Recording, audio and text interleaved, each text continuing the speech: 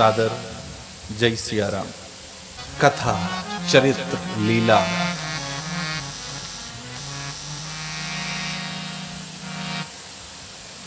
देखिए, कथा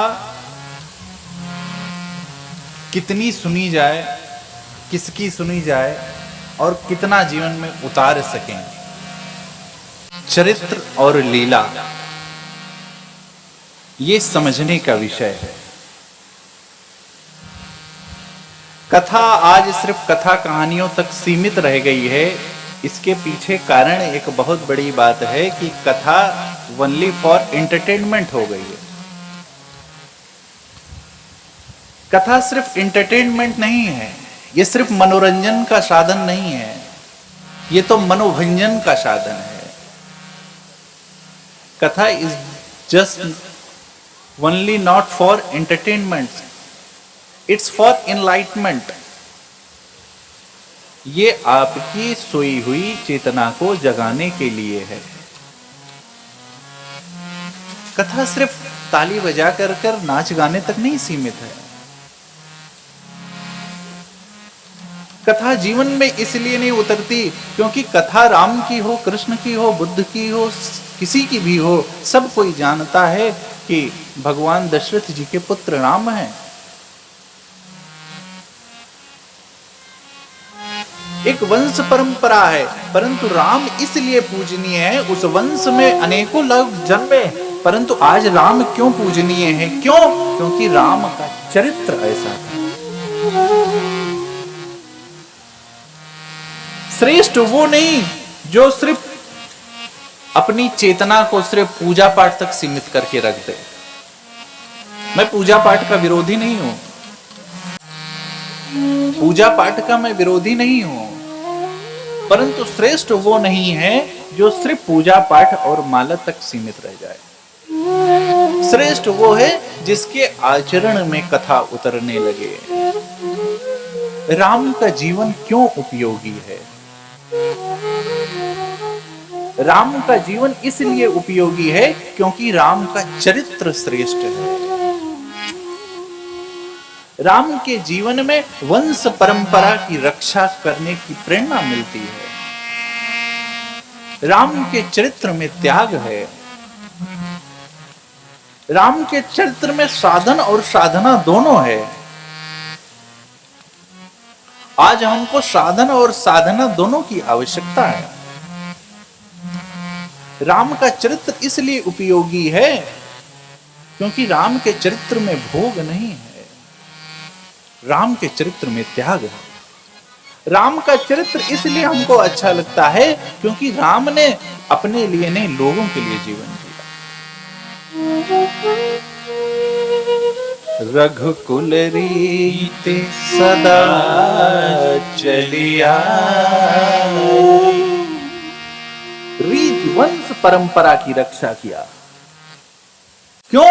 क्योंकि राम कदाचित इससे प्रभावित नहीं हुए कि बाहर क्या घटना घट रही है।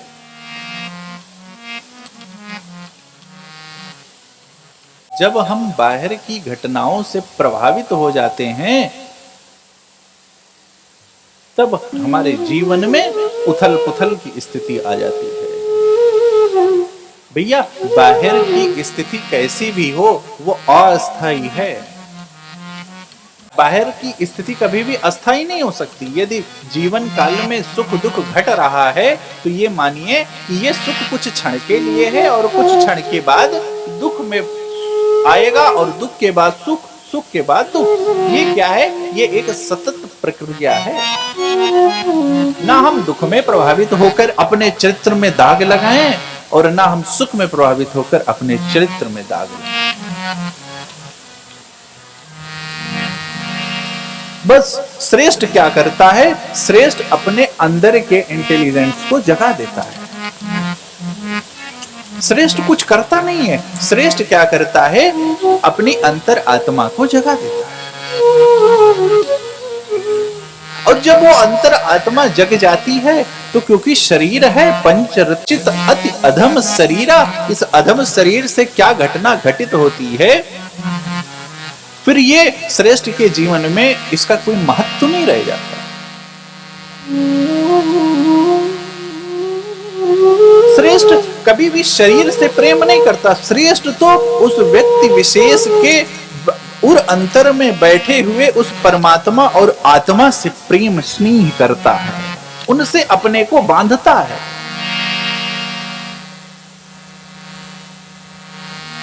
जितने श्रेष्ठ हुए हैं, युवान भाई बहन, आप चाहे कितने को भी ले लीजिए, आप कितने लोग जानते हैं कि धीरू भाई अंबानी एक पेट्रोल पंप पर पेट्रोल भरते थे? ये कहानी हो सकती है, परंतु उन्होंने कुछ किया नहीं है। उन्होंने अपने अंदर के धीरू भाई को जगा दिया। आज हम अपनी सोई हुई चेतना को क्या करते हैं? आज ये जो चेतना सोई है उसको हम क्या करते हैं? हम उसको और मोह माया ईर्षा और कहें तो भय कपट छल दंभ से उसके ऊपर और पर्दा डालते चले जाते हैं। सूर्य हर जगह है, जहां पर बादल आ जाता है वहां पर सूर्य भगवान का दर्शन नहीं होता, और जैसे जैसे बादल छटने लगता है सूर्य भगवान की किरणें हम सबको आच्छादित करते रहती हैं। उसी प्रकार सबके जीवन में बराबर, हमारे आपके या किसी के भी, सबके जीवन में उतनी ही ऊर्जा विद्यमान है। किसी को कम ज्यादा नहीं ऊर्जा है, सबको उतनी ऊर्जा विद्यमान है। तो बस जो सतर्क रहा, जो सचेत रहे, जो सतर्क रहे, जो सचेत रहे, और इस सतर्कता और सचेतता के साथ साथ साधन कर्म में रत रहे, वही श्रेष्ठ हो जाते हैं। उन्हीं का जीवन श्रेष्ठ हो जाता है।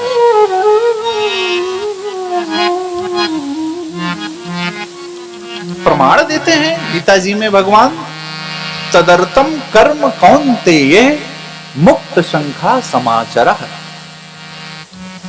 हम आसक्त होकर कर्म ना करें।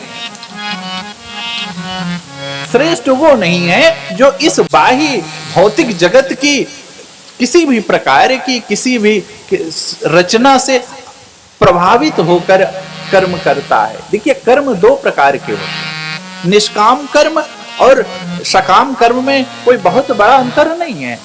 निष्काम और सकाम कर्म में सिर्फ आसक्ति का अंतर है। जब हम आसक्त भाव से कर्म करते हैं तो वो सकाम, और जब हम आसक्ति रहित भाव से कर्म करते हैं तो निष्काम।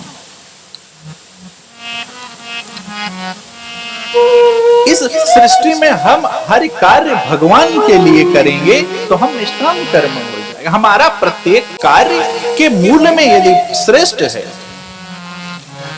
भगवान मैं कहूं तो भगवान कोई मूर्ति नहीं है। भगवान मंदिरों में नहीं होता।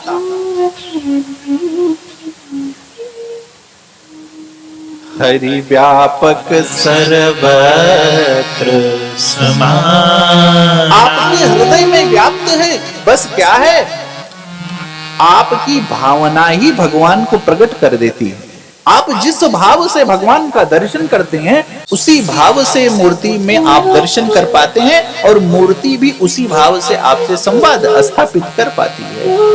मूर्ति न कांस की है, न सोने की है, न चांदी की है, न मिट्टी की है, न बालू की है। मूर्ति कोई एक नहीं है।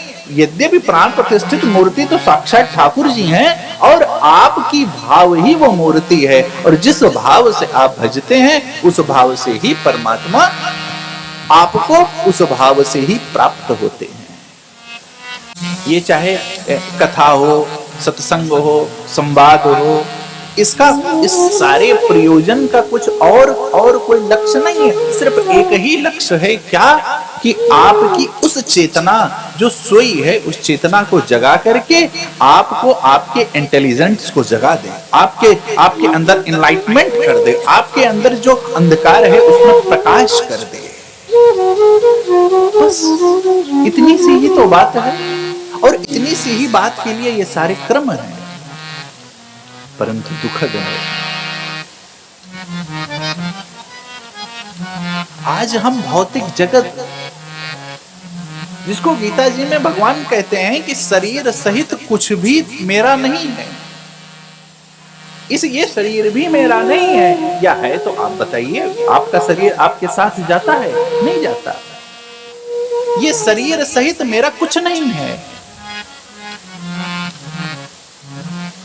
और जब शरीर सहित मेरा कुछ नहीं है तो स्वाभाविक है भैया हमको कुछ चाहिए नहीं।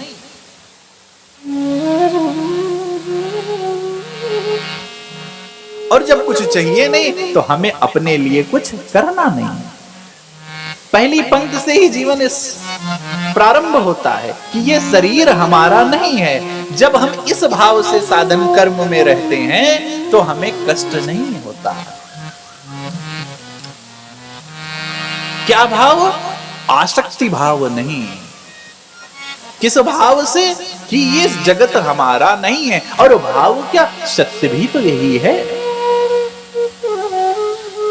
भगवान ने देखिए श्रेष्ठ कुछ करता नहीं है। श्रेष्ठ आपको जिस प्रकार अर्जुन के पास सारी, अर्जुन एक श्रेष्ठ धनुर्धर था, योद्धा था, निपुण था धनुर्विद्या में, परंतु क्या हुआ जब युद्ध क्षेत्र में गए, युद्ध माने कर्म, जब हम भौतिक जगत में कर्म के लिए उतरते हैं तो क्या होता है, हमें जिस कर्म के लिए भेजा है भगवान ने, वो कर्म हम सहज ही हमारे स्मृति से विस्मृत हो जाता है।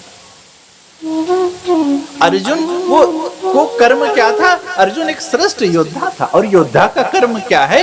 योद्धा का कर्म है युद्ध करना।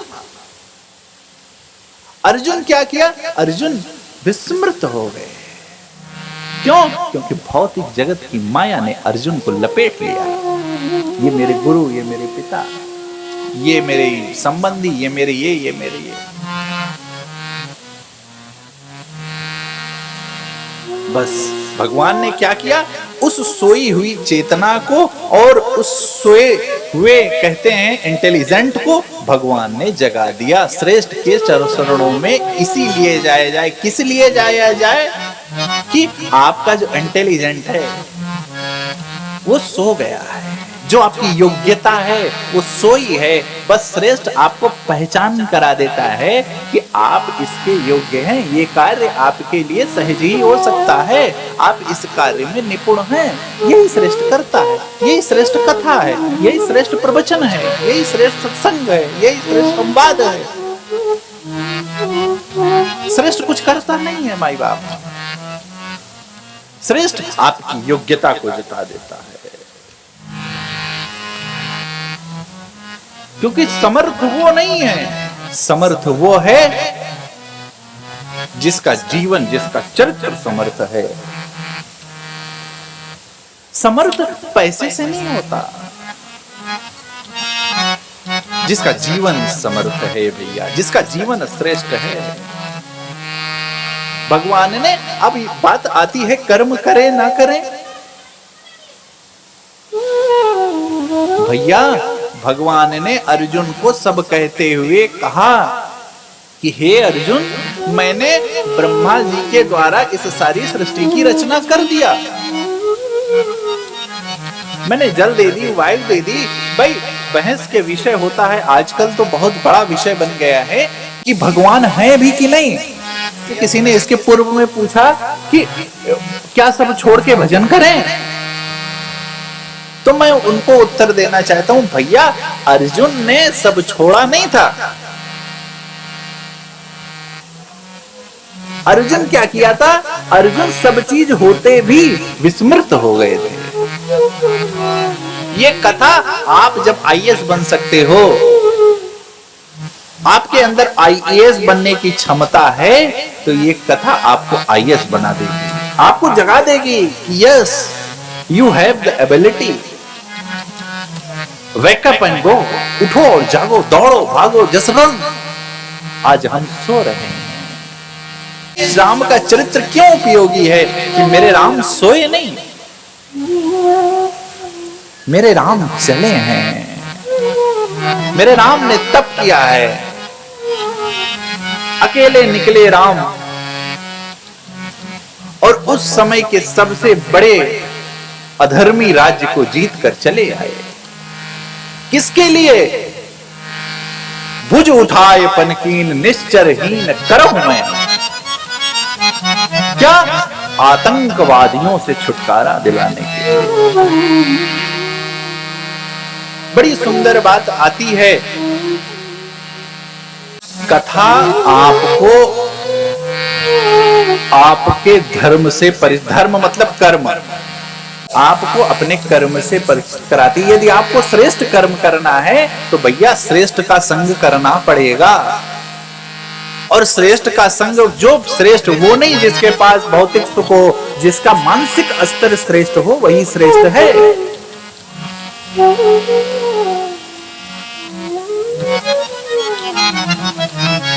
और मेरे राम जी की कथा इसलिए ना सुनो क्योंकि राम जी की कथा ना सुनो, राम जी के चरित्र को उतारो जीवन में। कुछ तो प्रयास करो साधन के साथ, और बिना साधन के साधना संभव नहीं है भैया। तो श्रेष्ठ के पास इसलिए जाएं। हाँ,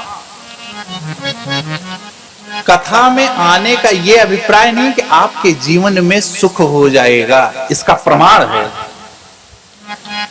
जब जब हो धर्म का हानि और बाढ़ असुर अधम अभिमानी, तब तब प्रभु धरे विपिन शरीरा, हरहि कृपा निधि सज्जन पीरा। कब कब? जब जब हो। इससे एक चीज सिद्ध होता है। क्या? बड़ी मार्मिक बात है। इससे यह सिद्ध होता है कि दुख उस समय भी था, क्योंकि यदि दुख उस समय ना होता तो बाबा क्यों लिखते कि धर्म की हानि। भाई जो चीज घटना घटित होती है कवि उसी को ग्रंथ के रूप में देता है, और तब अनेकों प्रकार से जब जब हो ही धर्म के हानि, धर्म को हानि तब भी पहुंचाई जाती थी, आज भी पहुंचाई जा रही है। कष्ट तब भी था, कष्ट आज भी है। दुष्ट तभी भी थे, दुष्ट आज भी है। हमको थोड़ा समझना पड़ेगा, हमको धर्म ग्रंथों को समझने की आवश्यकता है। सीमित ना कीजिए, असीमित है ये। आइए उतरिए इसमें थोड़ा सा। कथा सिर्फ ताली बजाने के लिए नहीं है। धर्म ग्रंथों को थोड़ा सा अपने इसे, जिसे हम मैनेजमेंट की भाषा में कहते हैं ब्रेन शॉपिंग, थोड़ा इसको इस पे जोर लगाइए। चिंतन के इस नदी में, पवित्र नदी में गोता लगाइए। ये धरती कभी क्यों ये आप कहें तो सुख काल्पनिक भी कह सकते हैं आप। सुख एक काल्पनिक घटना है। सुख की कोई अपनी परिभाषा नहीं है। क्यों? क्योंकि तब भी धरती थी, आज भी धरती है, आगे भी धरती रहेगी। तब भी कष्ट होगा, आज भी कष्ट हुआ, कल भी कष्ट होगा। आपके जीवन में दुख है, इसका अभिप्राय ये नहीं है कि आप भगवान से दूरी बना लें या भगवान की वजह से दुख है, ऐसा कुछ नहीं है। निज कृत कर्म, आपका कर्म है।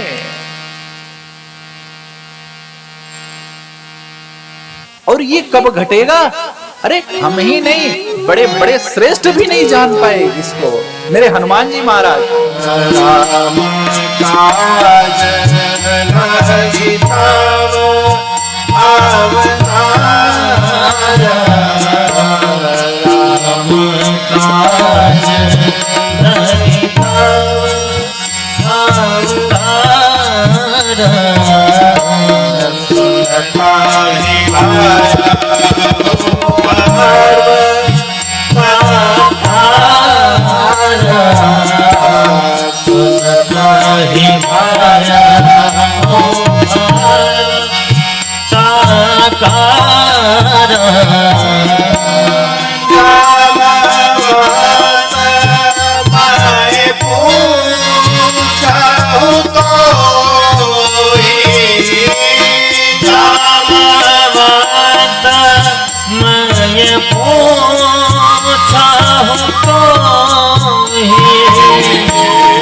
उचित सिखावन दीजहु मोहि, उचित सिखावन दीजहु मोहि, उचित सिखावन दीजहु मोहि, उचित सिखावन दीजहु मोहि,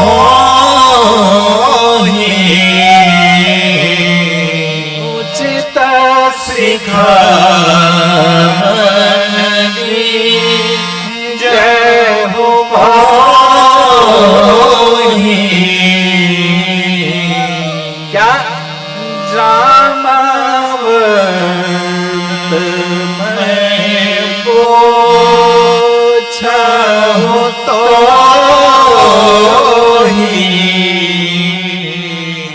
क्या श्रेष्ठ ने क्या किया? श्रेष्ठ ने हनुमान जी के जीवन के उद्देश्य से हनुमान जी को परिचित करा दिया। राम काज लगिता अवतार,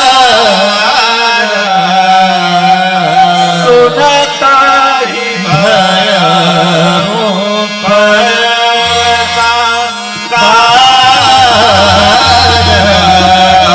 सुनता ही भयहु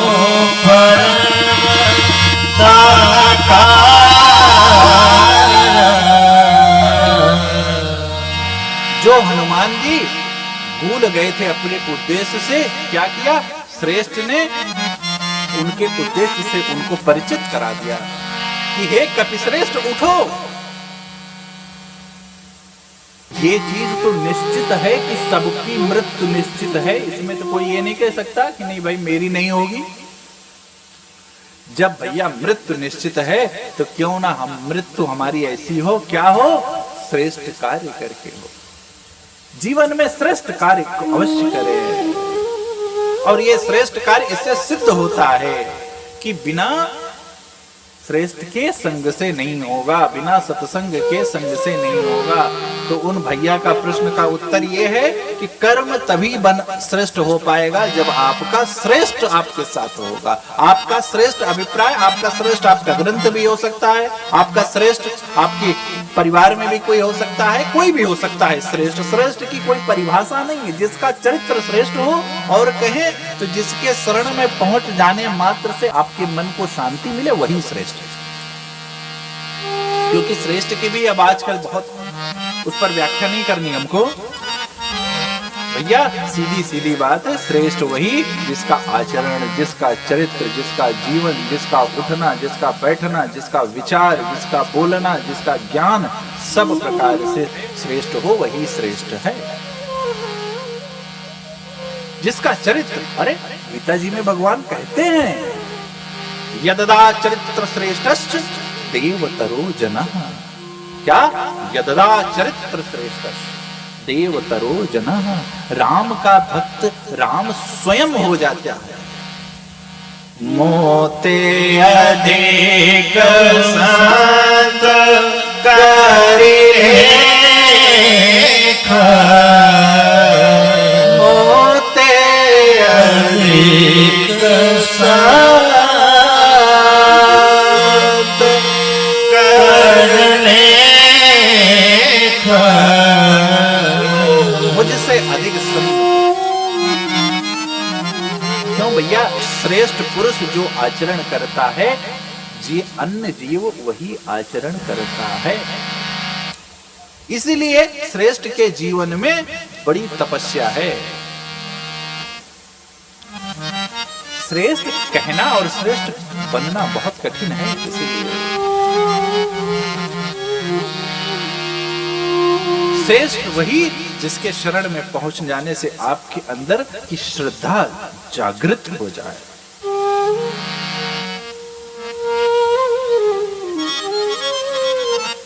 परंतु विडंबना है कि हम आज श्रेष्ठ को की चित्र मूर्ति माल्यार्पण पूजा धूप बत्ती और अगरबत्ती आरती तक सीमित कर दिए।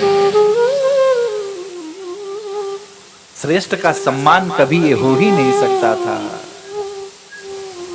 और परिणाम भी आ रहा है, आपके कल्याण का साधन भी नहीं बन पा रहे हैं। हम अपने लक्ष्य से बहुत दूर चले जा रहे हैं भैया।